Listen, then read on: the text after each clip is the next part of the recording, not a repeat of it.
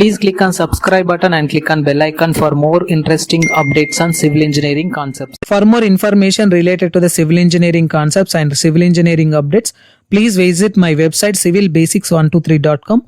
Go to type civilbasics123.com in Google so that my website will be open here like this. So which is consisting of all detailed concepts related to the civil engineering topics. So please follow my website civilbasics123.com.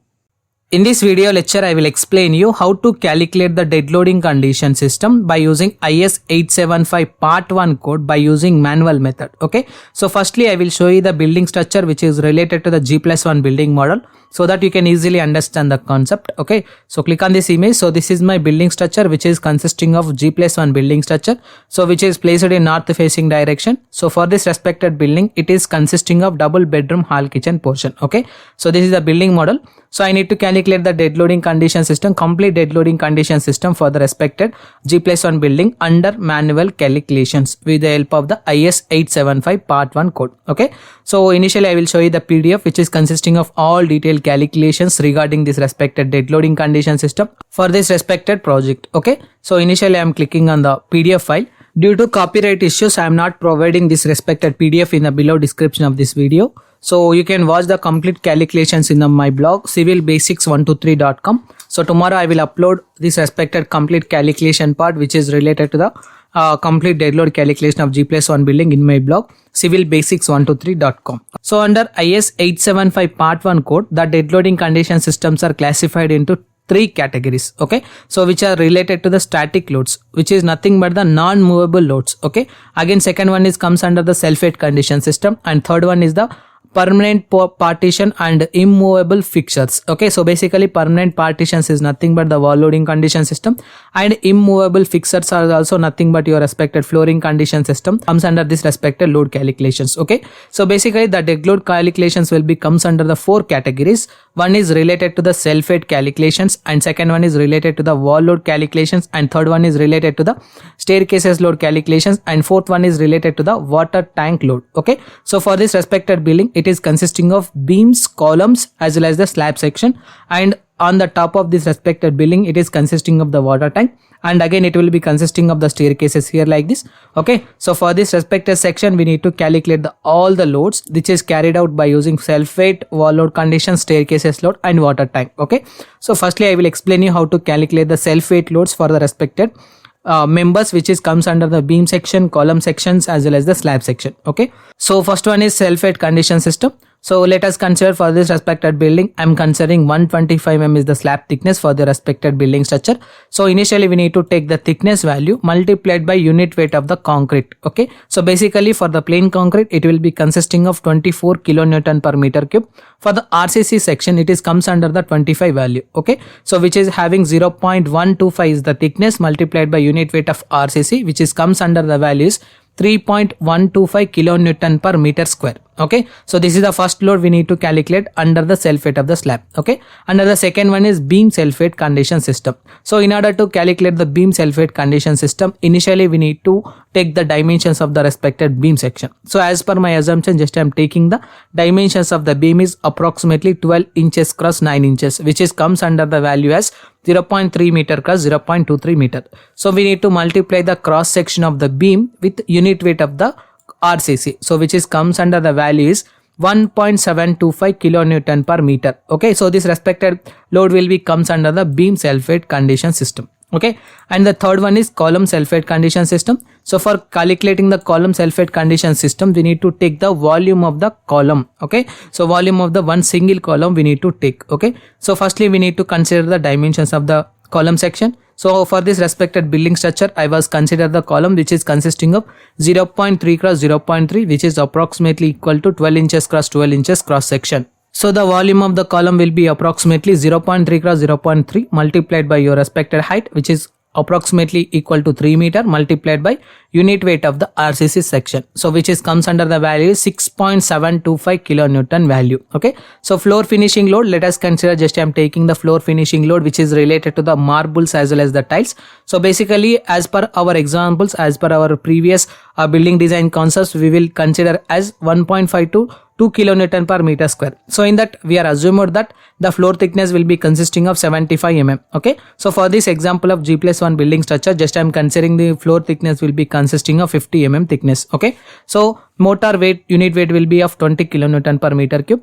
So we need to multiply the 0.05 multiplied by 20 so that it can get the value is 1 kilonewton per meter square. Okay, so this is the self-weight calculations for the respected building. But when you are assigning the respected self-weight condition system for the whole building structure by using ETAP software or StatPro V8 software, basically we will give self-weight with one factor. Okay, so if you give the self-weight with one factor, then it will be directly calculate the individual loads for the respected beam section, column section, slab section in software. So no need to add all the self-weight condition system for the individual members. Okay, so but we need to add floor load condition system for the respected slab under consideration. Okay, why? Because we are not providing any kind of the floor on the respected building structure in StatPro software or ETAP software. So that's why we need to apply this respected 1 kilonewton per meter square load to floor finishing section. Okay, so this is the complete calculation of the first part, which is comes under the self-weight loads. Okay, now the second load is related to the wall load condition system.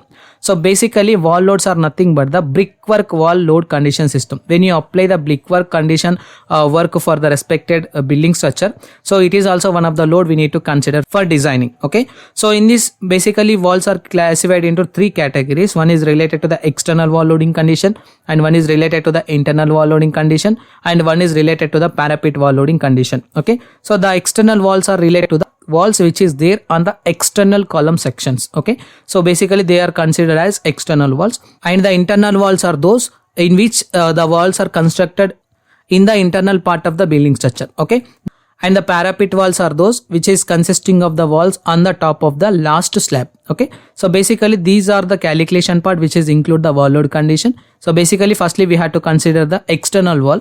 So as per our considerations of the building architectural plan, we need to consider the external wall is approximately 9 inches. So that's why just I am taking the thickness of the wall is 0.23 value here. Okay, and we need to multiply this respected wall with 20 factor. So 20 is nothing but the unit weight of the brickwork. So basically the brickwork unit weight will be varies in between 19 to 20 kilonewton per meter cube. So here we are taking that unit weight of the brickwork is 20. Okay, so multiplied by your respected each floor height, which is can give the value is 13.8 kilonewton per meter. Okay, so this is a value we need to apply for the respected beams. In the same process, we have to calculate the internal wall or partition wall. So basically we need to consider it as 0.125 is the thickness of the wall multiplied by 20 multiplied by 3, which is comes under the 7.5 kilonewton per meter. And next one is parapet wall loading condition, which is related to the 0.125 multiplied by 20 multiplied by 1.2 meter height. So which is comes under the value is 3 kilonewton per meter. So the total wall load which is acting on the respective beam is approximately equal to 13.8 plus 7.5 plus 3. So the total value will be comes under 23.8 kilonewton per meter value. So which is applied on the respected external beams and internal beams for the respected building structure. Okay, so this is the second part which is related to the wall load calculations under the dead load. Okay, now I will explain you how to calculate the staircases load. Okay, so this is also one of the most important section. Okay, so before calculating the staircases load, initially we need to calculate all the load condition system which is exist for the waste slab section, floor finishing load, bottom ceiling plastering, brick steps and live loading condition. So basically staircases waste slab will be consisting of, as per my example, just I am taking 0.15 meter thickness. So we need to multiply that respected 0.15 with unit weight of the concrete 25, so that it can get the value is 3.75 kilonewton per meter square. Okay, so this is the first calculation we need to calculate under the staircases load. And the second load is floor finishing loading condition. So we are already calculated the floor finishing load will be consisting of 1 kilonewton per meter square. So we need to add the same loading condition here. Again, third one is related to the bottom ceiling plastering. Okay, so which is consisting of approximately 12 mm thickness. So 0.012 multiplied by 20 unit weight of the mortar, which is approximately 20. So 0.25 kilonewton per meter square. This is the third one. And a brick step. So basically we need to calculate the brick steps value depends upon this respected formula. Okay, 0.5 multiplied by riser multiplied by 20. So as per the example of this respected building, I was taking the riser is approximately 0.15 meter. Okay, so we need to take 0.5 multiplied by 0.15 multiplied by 20, which is approximately equal to 1.5 kilonewton per meter square. This is act on the respected brick steps. Okay, and last one is related to the live loading condition system. For the residential building, basically we will consider 3 kilonewton per meter square is the total live load which is act on the respected slab. Okay, so we need to sum all this respected load for taking the total load on the waste slab. So which is approximately equal to 3.75 plus 1 plus 0.725 plus 1.5 plus 3. So which is comes under the values 9.5 kilonewton per meter square value. Okay, so this respected 9.5 kilonewton per meter square value is acting at 9.5 with angle of 31 degrees through this respected slab section which is inclined to this building. Okay, so basically we need the value which is perpendicular to this respected gravitational direction condition. Okay, so for that we need to convert this respected 9.5 kilonewton per meter square to some other value, depends upon this respected included angle. So basically the angle will be 31 degrees. So we need to multiply this respected 9.5 with the help of 1 by cos theta, 1 by cos 31 degrees. So here now we can see the total load applied in the waste slab is inclined. We have to make the normal to the slab section. So we need to multiply that with respected value with 1 by cos theta. Okay, where theta is the angle between the slab and floor. Okay, so this is the angle between the slab and floor. Okay, basically we will consider this is the theta value we need to consider for the slab and floor. Okay, so now we have to calculate this respected value 9.5 multiplied by 1 by cos 31 degrees, so that it can get the values approximately 10.39 kilonewton per meter square. So this respected 10.39 kilonewton per meter square value is acting towards the gravitational force here like this. Okay, so this is the total load 10.39 kilonewton per meter square. So this is the staircases plan view for this respected building structure, which is consisting of approximately 4.6 meter length and which is consisting of 2.4 meter width. Okay, the riser is taken as 150 mm and tread is taken as 250 mm and thickness of the waste slab is approximately 150 mm. Okay, so now we have to calculate the load on the beam. Basically the load on the beams will be equals to total load on the waste slab multiplied by distance of the long load carrying direction. Okay, basically for this respected section of the plan, it is consisting of 4.6 meter is the long distance for the staircases. Okay, so for that reason only just I am considering the value is 10.39 which is act on that respected waste slab section. Okay, multiplied by your 4.6 long direction span divided by 2. Okay, which is comes under the value is 23.90 kilonewton per meter square.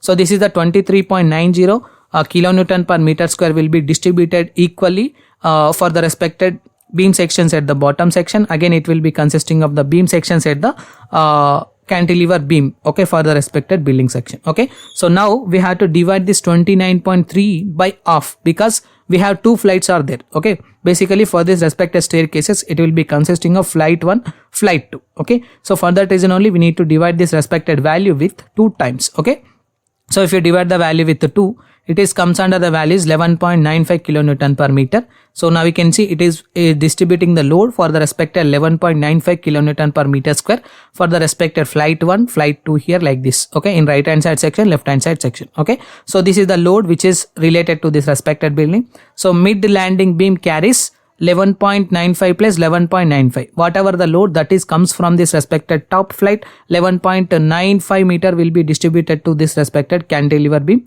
Again whatever the load this is there for the respected bottom flight will be consisting of 11.9 which is transferred to this respected cantilever. The sum of the load will be approximately equal to 23.90 kilonewton and roof beam will carry 11.95 value. Okay, so this is the roof beam for the respected building section which is carrying approximately 11.39 value for the respected structure. Again it will be consisting of the plinth beam here like this. So for this respected building the plinth beam also carries value of approximately 11.95 kilonewton per meter. Okay, so this is the load calculation by using staircases. Okay, so hope you understand this respected step. This is the biggest step in dead load calculation. Okay, so now I will explain you how to calculate the water load. Okay, so for the G+1 building structure basically we will consider 1000 liters or 800 liters or 1500 liters, depends upon the number of the persons. Okay, so here I was considered 10 people are there in this respected G+1 building which is consisting of 100 liters per person.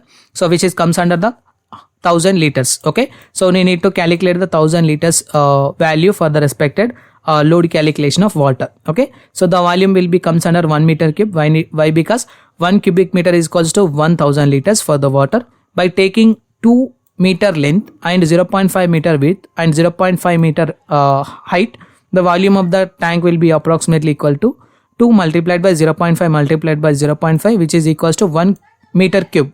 Okay, so for water, unit weight of the water is considered as 10 kilonewton per meter cube.